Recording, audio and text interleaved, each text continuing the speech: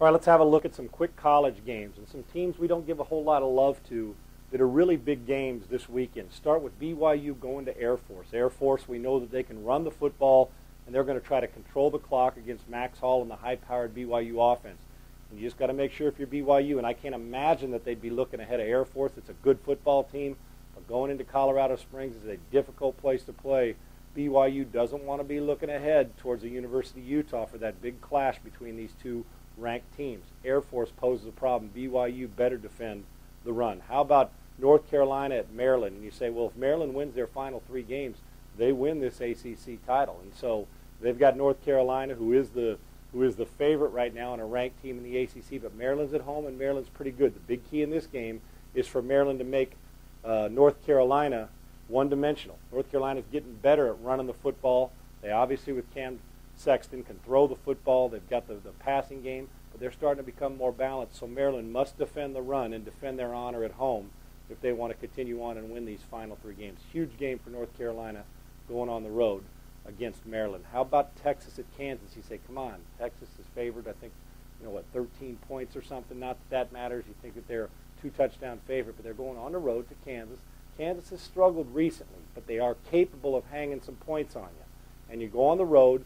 You never know what the weather's going to be like in Kansas at this time of year. And depending on what goes on, if the Texas Longhorns decide just to fall asleep for a quarter, Kansas can score. Texas is going to win the game, but this is not going to be an easy cakewalk for the Longhorns. Kansas can pose a problem, and Mark Mangino, their head coach, knows how to attack.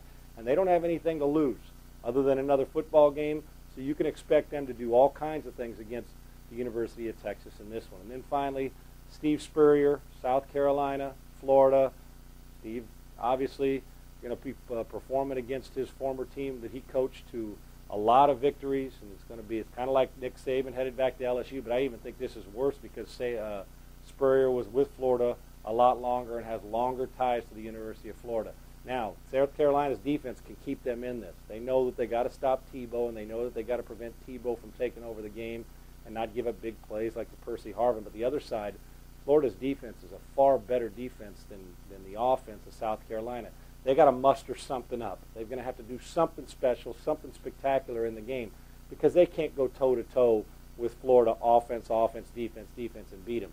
Their offense is going to have to play the best game of the year, not even close for South Carolina. And on the other side, their defense, which is played very well, is going to have to rise up and do something and help their offense with the short field, get some turnovers, and make Florida be in a chase mode where maybe 2 or 3 times you can get the ball in their half the field because South Carolina is not capable of lining up and going 80 yards 5 times in this game. They're just not.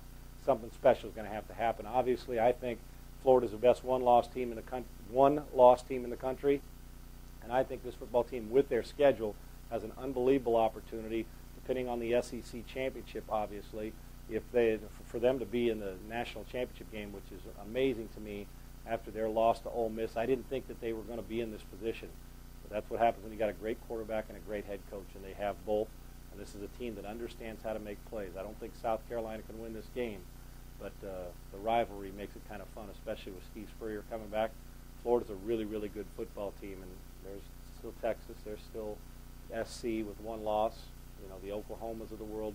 This is the best one-loss team, and especially if you don't think they're the best, they sure are the hottest one-loss team in the country. I'm Sean Salisbury. Enjoy your college football week and keep an eye on some of these games that we're not given the same pub we would if it was Alabama playing LSU. But there's some games that have the same ramifications. Enjoy your football weekend. So you think you can tackle a pro? There's only one way to find out. Click on fantasy at opensports.com.